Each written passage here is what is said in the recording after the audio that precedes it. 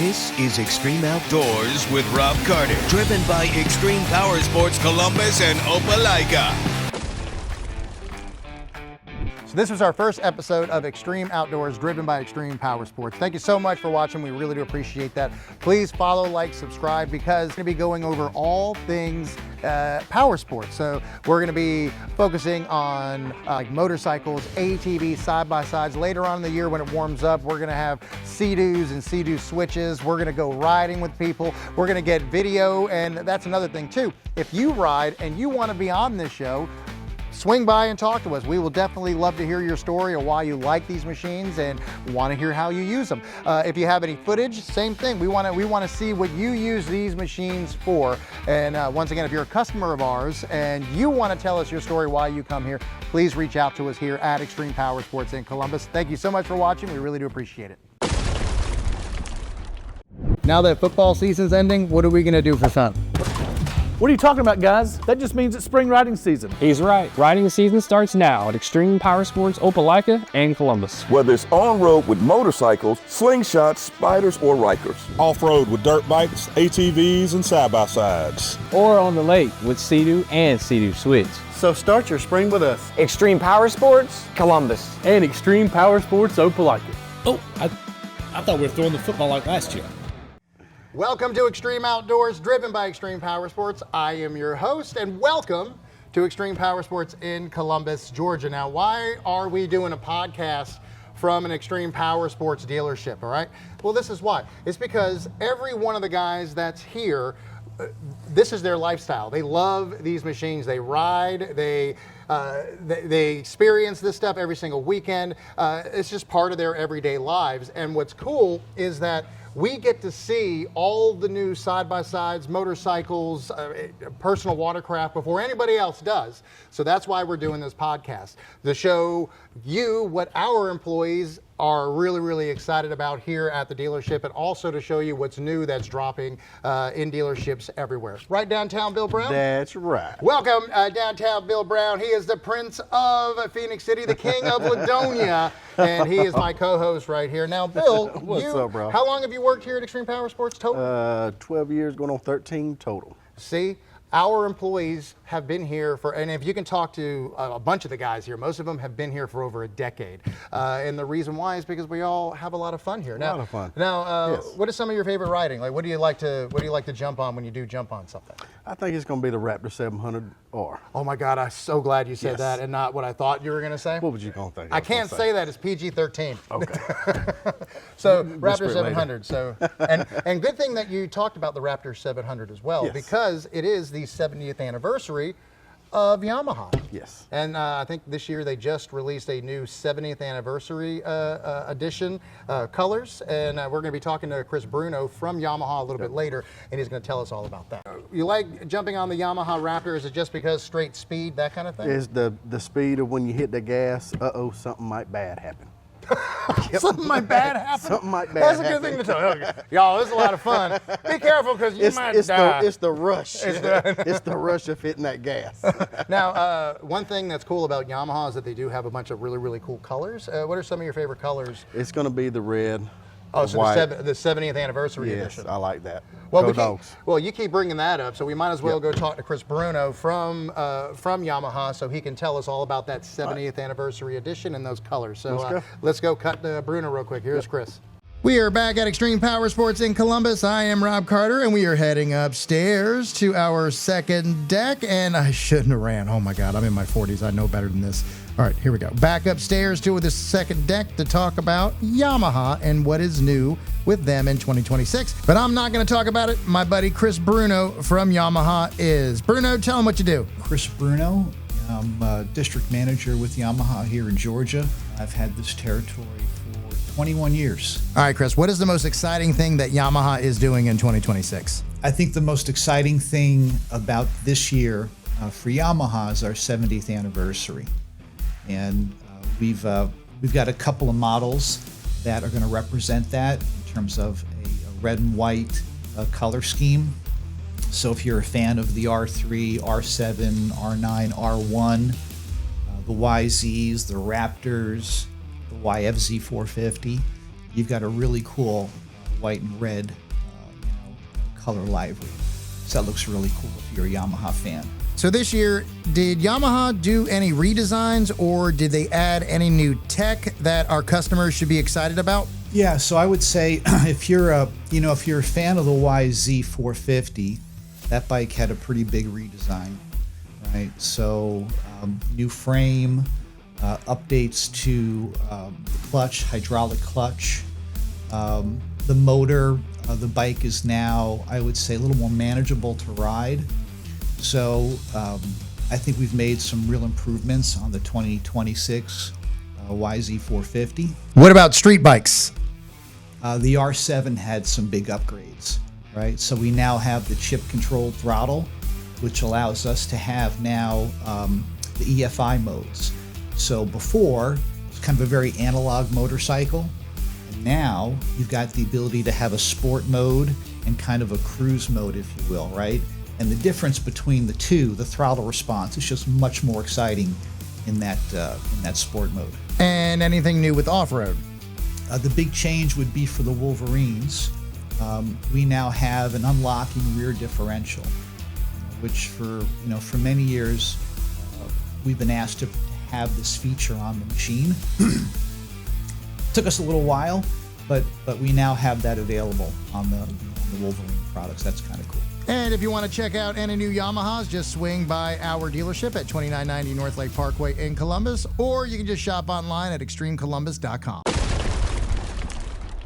Don't miss a single moment of riding in 2026 with Extreme Power Sports Columbus. Right now, our service department can get your vehicle in, serviced, and back out on the trails in no time. Plus, Insta360 cameras are in stock so you can capture every ride, every trail, and every memory. And when the weather turns cold, keep riding with our huge selection of enclosed cab side-by-sides with heating and air like CF Moto Highland, Can-Am Defender HD11, and Polaris North Star. Only at Extreme Power Sports Columbus.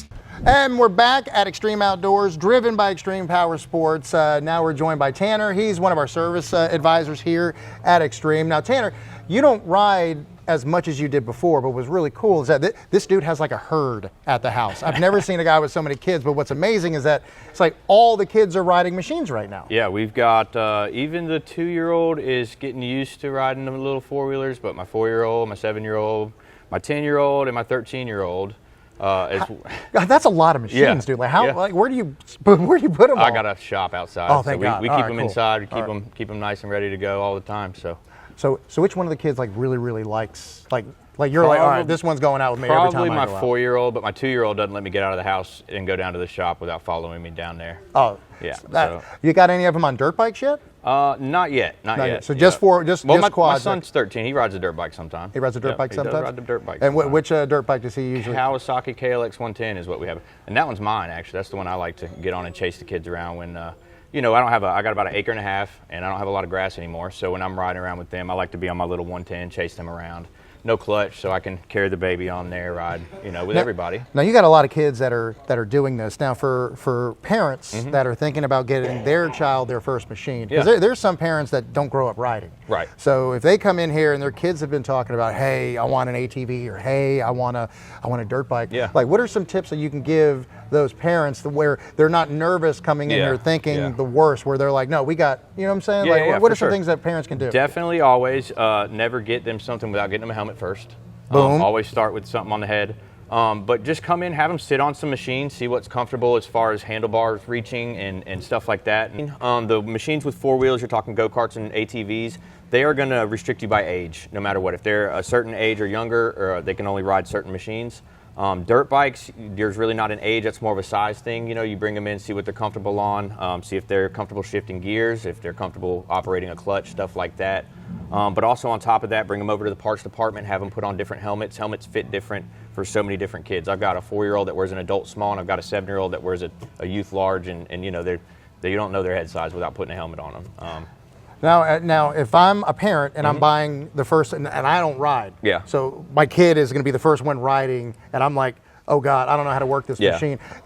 Do you guys go over that with us, that kind of thing? Oh, absolutely. Yeah, we go over the machines. We've actually got a wonderful guy back here. His name's Tommy Williams. Some people that have been around a lot might know him. But he is the guru when it comes to giving all the information about operating the machine, gas, battery. A lot of these machines have throttle governors. Even some of them have what's called geofencing, where you can set a geofence up and keep the kid inside a certain area without them, if they go outside of it, the machine shuts off. That's right, and if it does, it's one of the coolest features that I've seen. Yeah. I think some also come with like remote kill switches as well. Remote kill switches, helmet detector. I mean, there's depending on the manufacturer, they've got a lot of good perks that parents can look up on to say, okay, that might make me feel a little better, putting my kid out there on this machine, knowing that it has that. But it's something that you can start off really slow and at home in the yard when they're young, and as they get older and want to get into it, then you look at, okay, let's buy a trailer. Let's, look at some parks they have, bogging on the plains they got around here. They've got motocross parks around, when they start getting a little older and showed a little more interest, then you buy the trailer, then you buy, a couple more bikes, then you're buying, then you're going weekends and riding. So if it's something that they really like to do young, definitely a world that they can get into and enjoy as they're older. Ride into 2026 with Extreme Power Sports Opelika. Right now, our service department is wide open to get your vehicle ready for the new year, so make an appointment today. Need a new helmet or boots for the trail? Get 20% off in-stock off-road helmets and boots while supplies last. Plus, don't be cold this winter. Stay warm with Extreme Power Sports Opelika's huge selection of enclosed cab side-by-sides, including CF Moto Highlands, new Can-Am HD11s, and Polaris Ranger North Star. Only at Extreme Power Sports Opelika. Let me introduce to you the most interesting person here at Extreme Power Sports, Tommy Gunn. How you doing? Now, Tanner, we were just talking about how, with Tanner, that you go over all the machines in the back. You tell everybody how they work, that kind of thing. So that's a lot of product knowledge. I mean, how many machines do you have to know?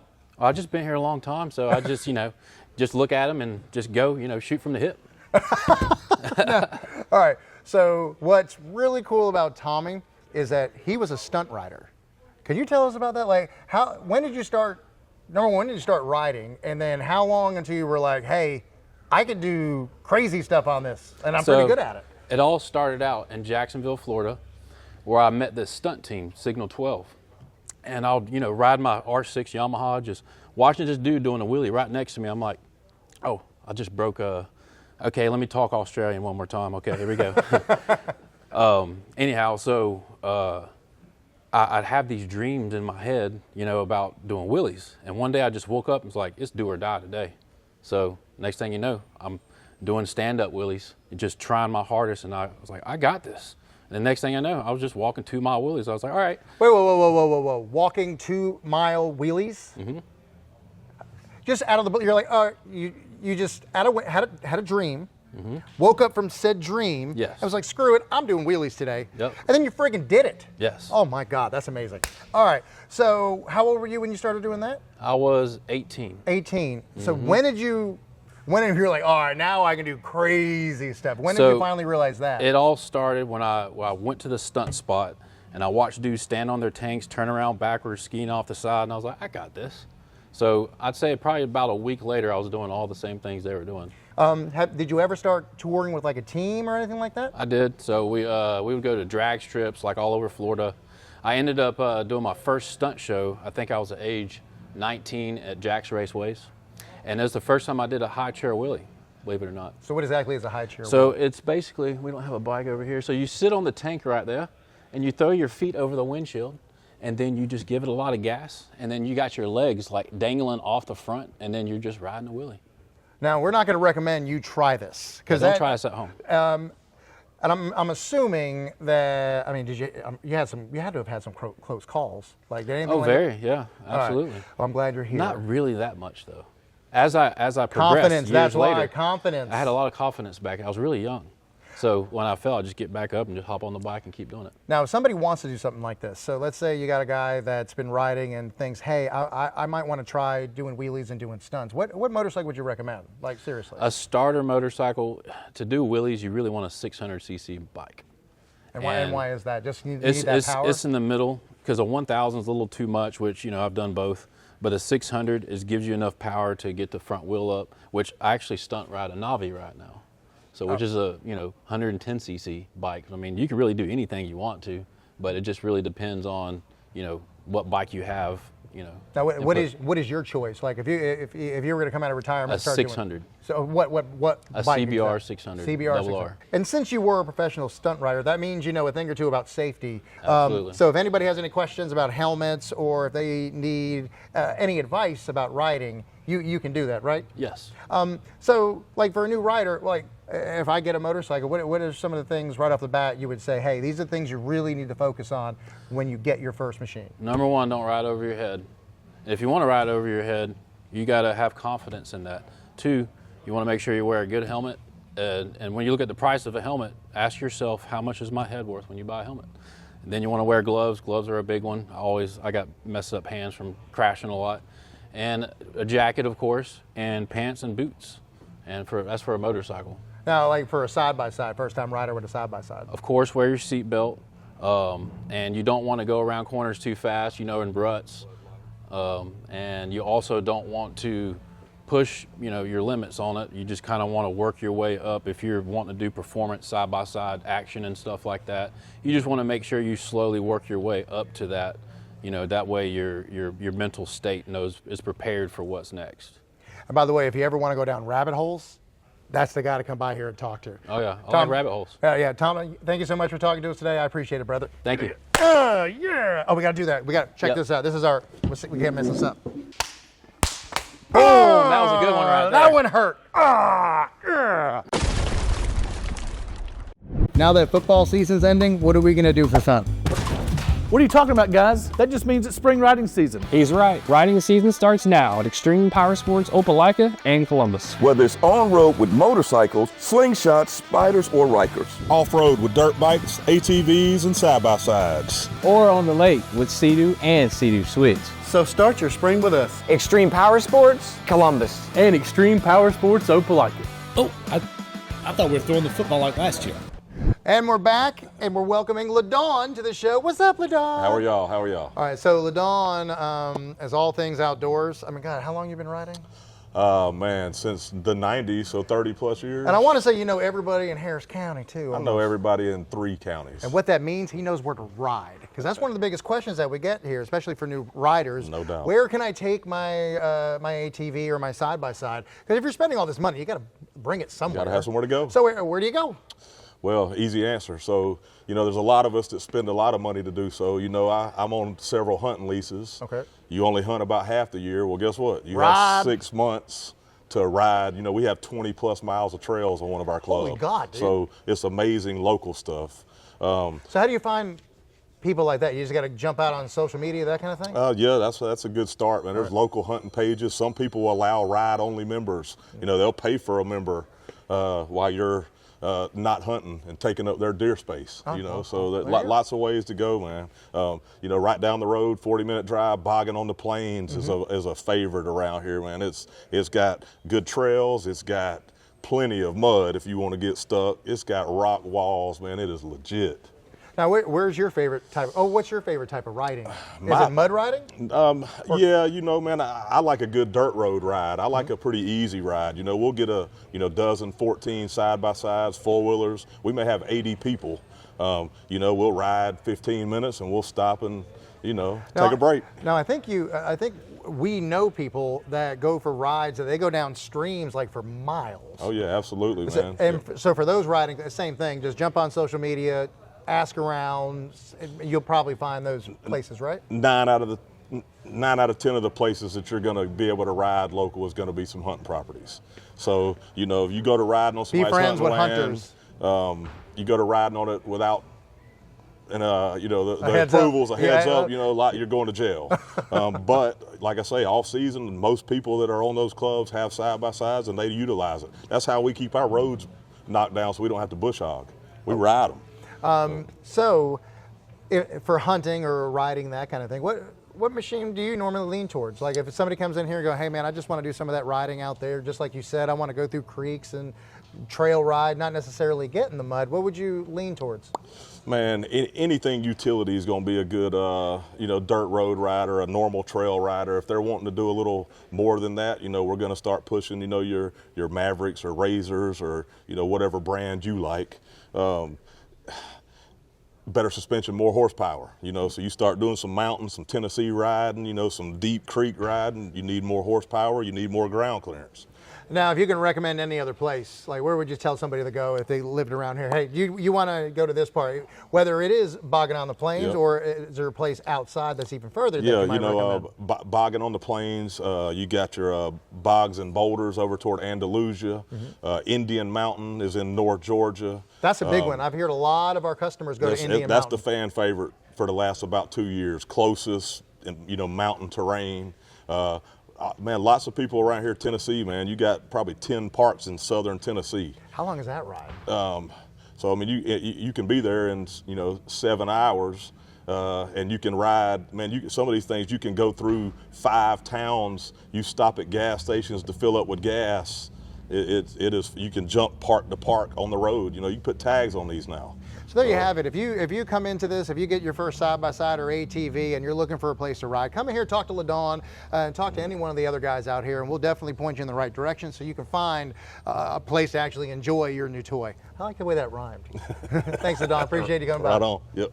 So this was our first episode of Extreme Outdoors, driven by Extreme Power Sports. Thank you so much for watching. We really do appreciate that. Please follow, like, subscribe, because we're going to be going over all things power sports. So we're going to be focusing on like motorcycles, ATVs, side-by-sides. Later on in the year when it warms up, we're going to have Sea-Doos and Sea-Doo switches. We're going to go riding with people. We're going to get video, and that's another thing too. If you ride and you want to be on this show, swing by and talk to us. We will definitely love to hear your story of why you like these machines and want to hear how you use them. If you have any footage, same thing. We want to see what you use these machines for. And once again, if you're a customer of ours and you want to tell us your story why you come here, please reach out to us here at Extreme Power Sports in Columbus. Thank you so much for watching. We really do appreciate it.